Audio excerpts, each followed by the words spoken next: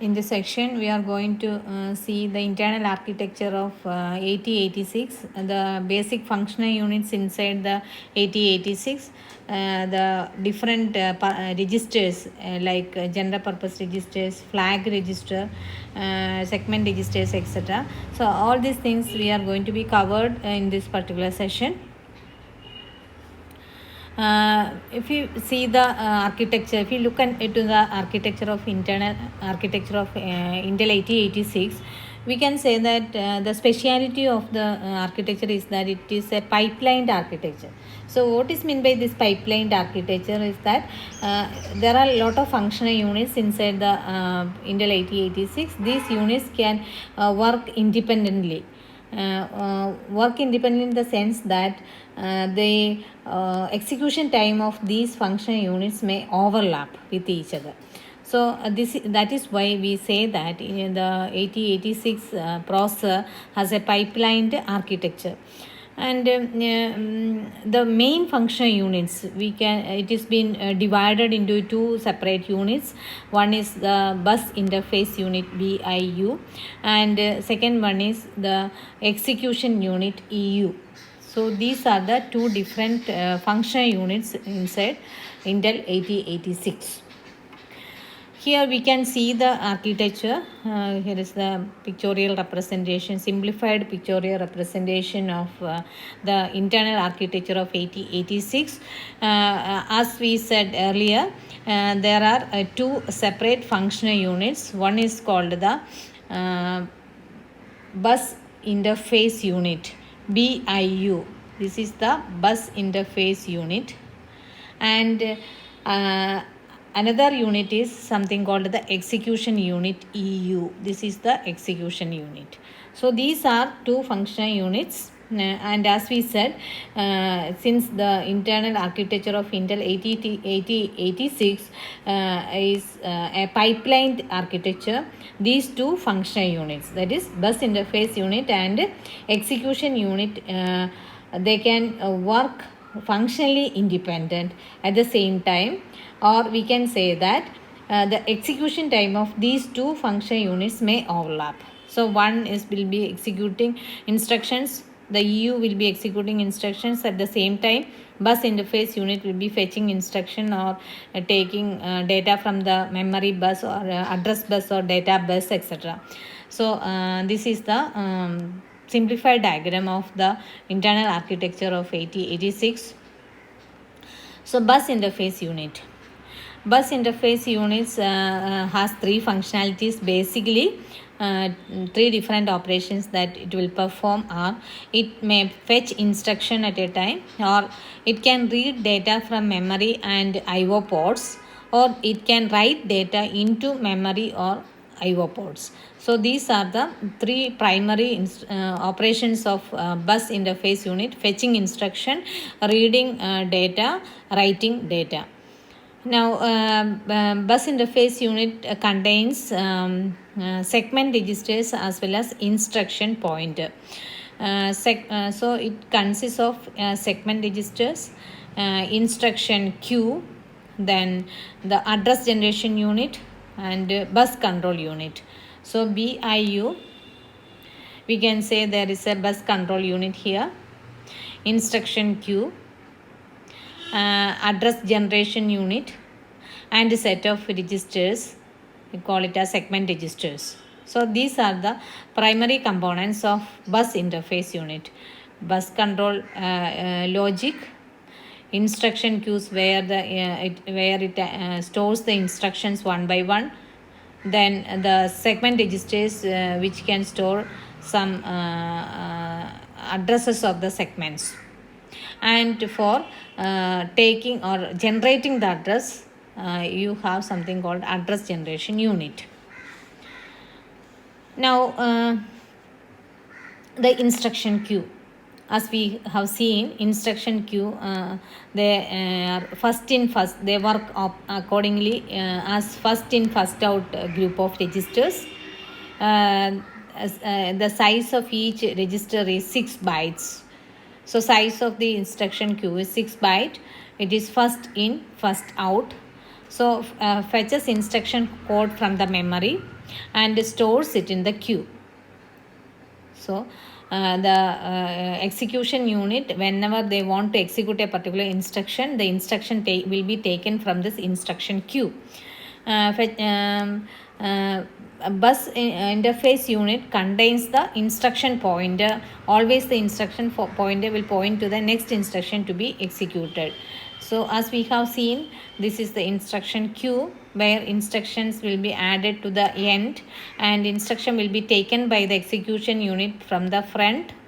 So that is why we say it has first in first out, FIFO, first in first out. So there are it can store 6 bytes of data instruction. Each instruction will be of 8 bit. So this will be taken into the instruction unit by means of the instruction unit control system. So that is the importance of instruction queue.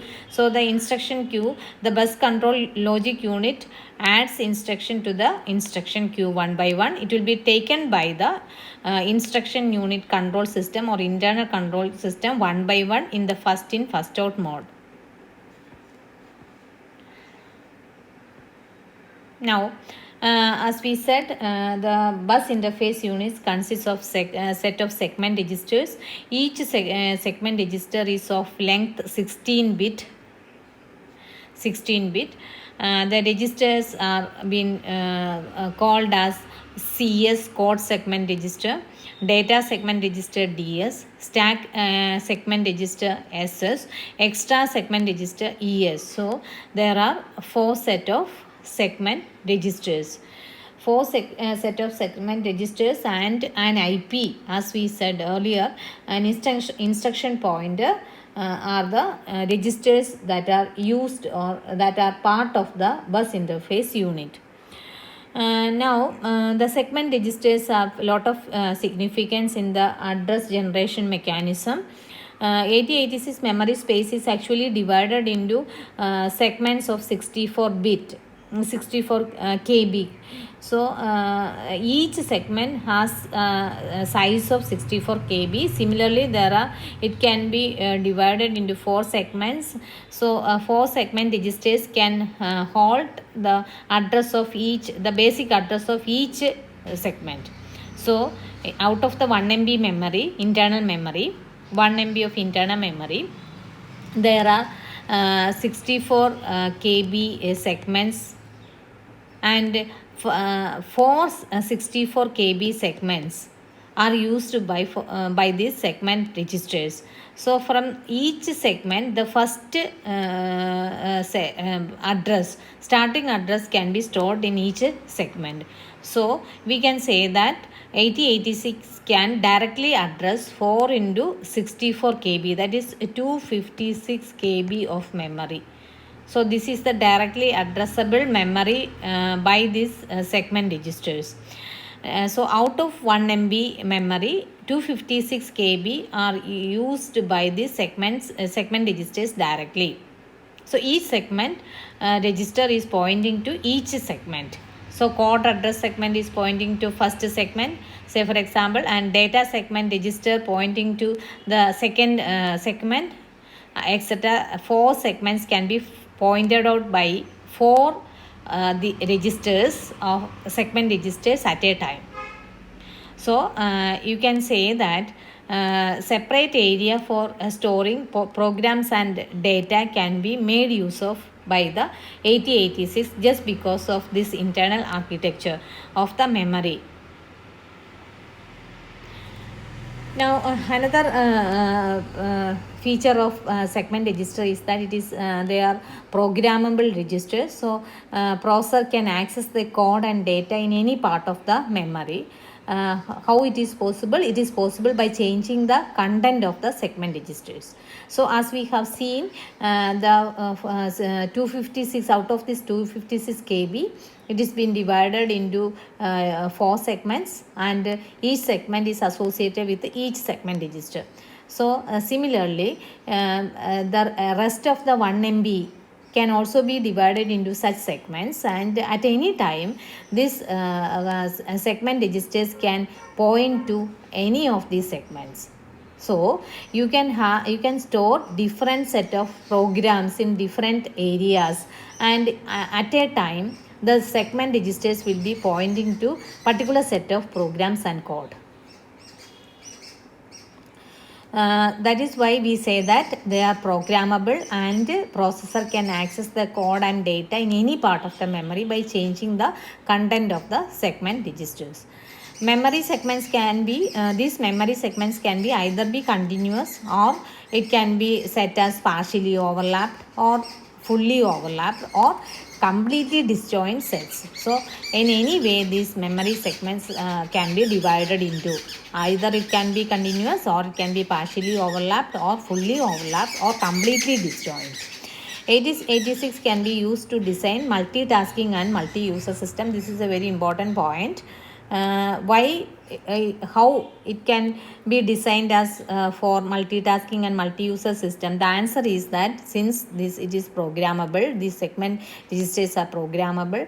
Any set of segments can be represented by the segment registers at a time. So different tasks can be loaded at different segments in the internal memory, and at any time we can access any set of segments by loading the starting address into these segments. So that is why we say 8086 can be used to design multitasking and multi-user systems. As we have seen in the internal configuration, we have seen that there is an address generation unit over here. From the address specified by the bus control logic of BIU, the corresponding address will be generated.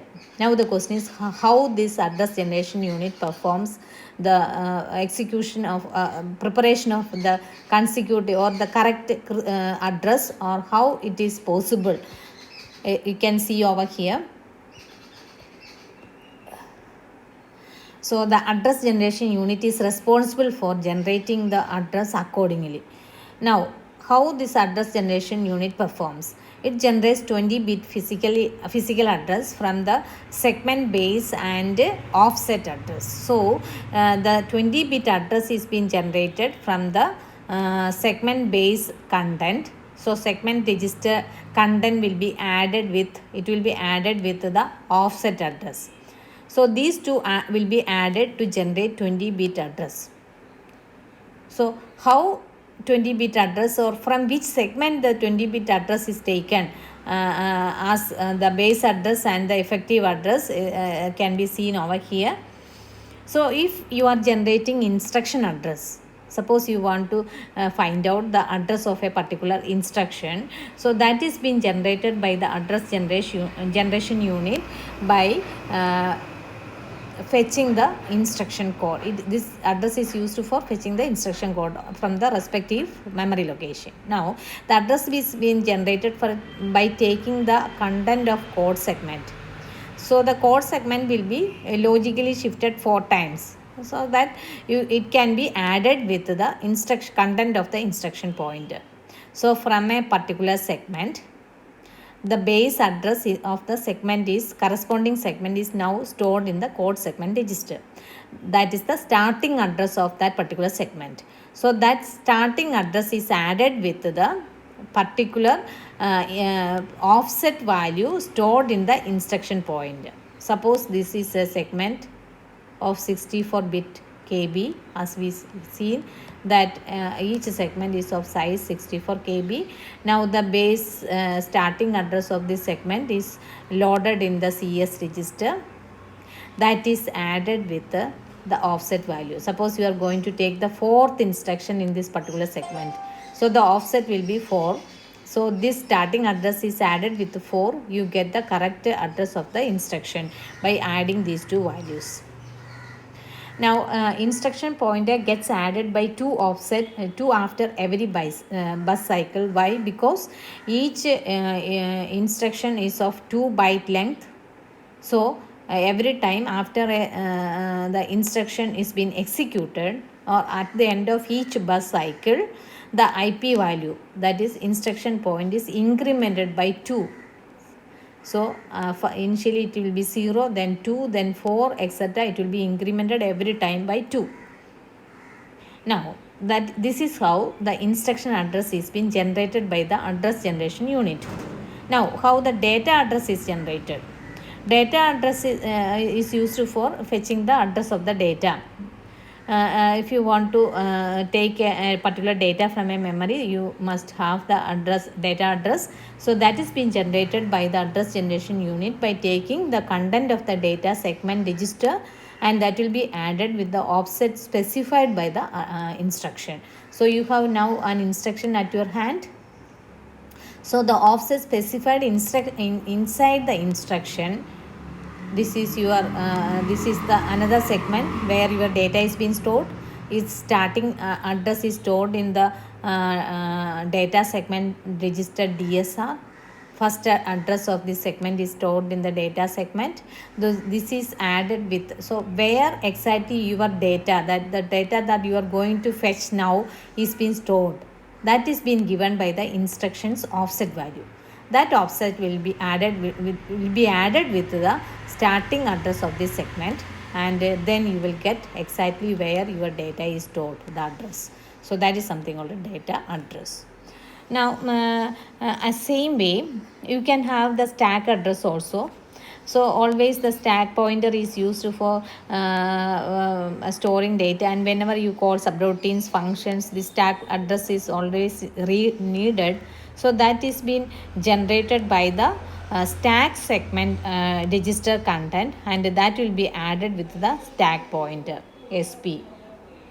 So the stack address register, stack segment register is added with the SP register, stack point register, to generate the stack address. So there will be another segment for stack data.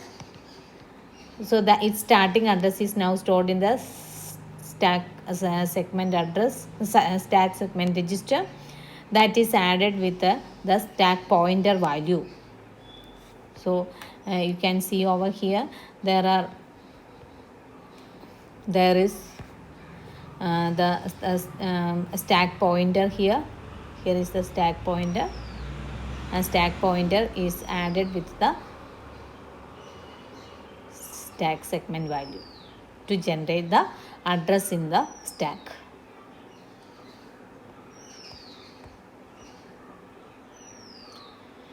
So these are the segment registers, and this is how the address is being generated.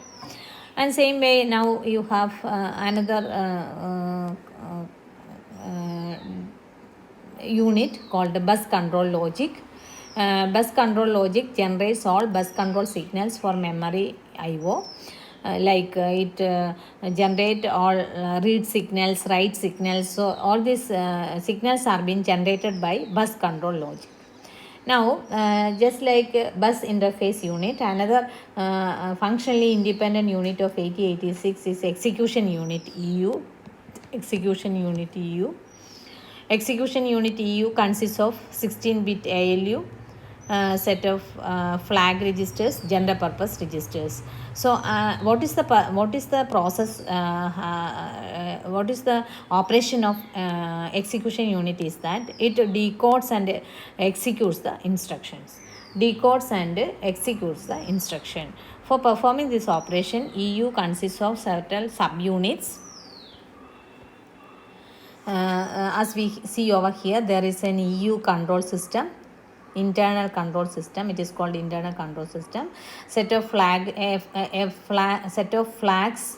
you call it as flag register. There is an arithmetic logic unit which performs the arithmetic and logic operations, and the data result is temporarily stored in the temporary registers, and that is been transferred into general purpose registers. So ALU performs the operation with the help of these general purpose registers.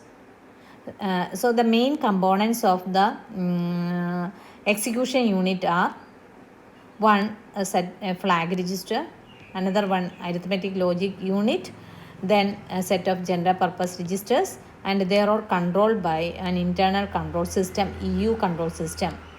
So the address is specified. Address is given through the data is given through the ALU data bus, 16-bit information, and the result also is being placed after the arithmetic logic operation. After processing each instruction, result is placed on the ALU data bus that will be transferred to the corresponding internal memory by again with the help of the address generation unit.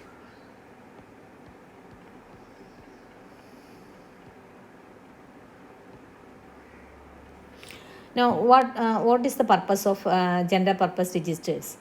Actually, general purpose registers, 16-bit general purpose register. There are 8 in numbers. There are 8 general purpose registers in Intel 8086. Each one is of size 16-bit. Each one can hold 16-bit of data at a time. Which are these 8 general purpose registers? Accumulated register AR, base register BR, count register, data register, stack pointer, base pointer, source index, destination index. Out of these 8 general purpose registers, 4, that is first 4, accumulator, base register, count register, data register, they are represented as AX, BX, CX, DX. They can be taken as a set of 2 8-bit registers, separate 8-bit registers. That is why the representation AH, A high, AL, BH, BL, CH, CL, DH, DL. So AH represents the high bit, that is high and lower bits are represented, can be represented if needed, can be represented 60 separately also. That is, out of this 16-bit data, the most significant 8-bit data will be in the 8-bit register AH. The least significant 8-bit data of the 16-bit will be in AL. This will be together taken as AX, but if needed, they can be independently taken as 2 8-bit registers as AH and AL. So that is why AX, BX, CX, DX representation is used. Now another set of general purpose registers for stack pointer, base pointer, source index and destination index. The purpose of these registers are being shown over here. AX, as we have seen, it is 16-bit accumulated register. It stores the 16-bit result of after the instruction is been executed in the ALU.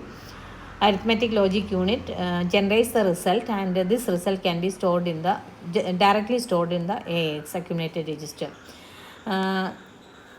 That can be stored as high bit, most significant, or it can be taken as least significant. So that is AH and AL.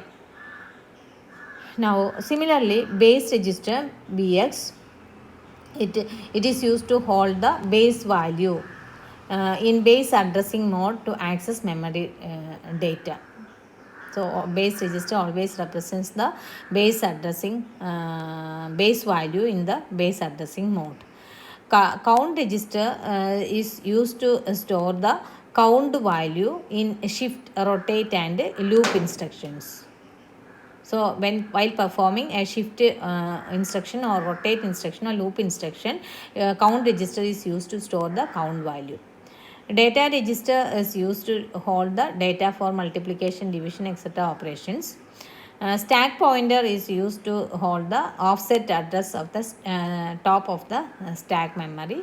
Base pointer, base addressing, it represents the base value in base addressing using stack register to access data from stack memory. Source index is used to store the index value of source operand for string instructions. Similarly, destination index is used to store the index value of destination operand for string instructions. So these are the purpose of the function, special functions of 8086 registers. And as we can see that whenever these special functions are not performed, these set of 8 registers are used for the storage of data. Then we have a special register called a flag register. Flag registers are always used during the ALU, arithmetic logic operations. It is a 16-bit register. In the 16 bits, there are 9 bits are used for storing the 9 separate flags. So 9 separate flags are being represented in this from this 16-bit flag register. 6 flags out of these 9 flags, 6 flags are used as representing arithmetic logic status, whereas remaining 3 flags are used to represent the or used to control the processor operation. So 6 plus 3, 9 flags are used in 8086 and they are stored in the flag register. So these flags are carry flag, auxiliary flag, overflow flag, sign flag, parity flag, zero flag, trace flag, interrupt flag, direction flag. So these 9 flags are stored in a 16-bit register called flag register. The bit positions of these flag values are represented over here. In the 0th location, carry flag is stored. Then second bit represents 1, 2. Third bit represents the parity flag. Fifth bit represents the auxiliary flag, auxiliary carry flag, etc. The carry flags are stored as per this bit positions as shown over here. And what are these flags used for? Like for example, the carry flag is set to 1 if there is a carry from addition or there is a borrow from a subtraction operation. So for addition operation, carry flag is set 1 if there is a carry, and for subtraction operation, if there is a borrow bit, then it will be set to 1. Similarly, the auxiliary carry flag AF is set to 1 if there is a carry from lower nibble to higher nibble of the low order 8-bit of a 16-bit number. So in the 16-bit order, if while performing an operation in the least significant bit position, if there is a carry, then the carry flag, auxiliary carry flag is set to 1. Similarly, the overflow flag is set to 1 if there is an arithmetic overflow. Flag OF is set to 1 if there is an arithmetic overflow. If the size of the result exceeds the capacity of the destination location. Similarly, sign flag is set to 1 if the result is if it is a negative value, or for example we can say if the most significant bit of the result is 1. Similarly, a sign flag is 0 if the result is positive, that is if sign flag is cleared for non-negative results. And parity flag PF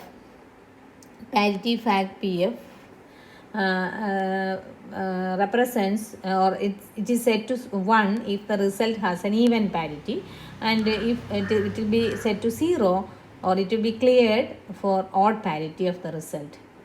0 flag is set to 1 if the result is 0, and if the result is non-zero, it is cleared, it is set to 0.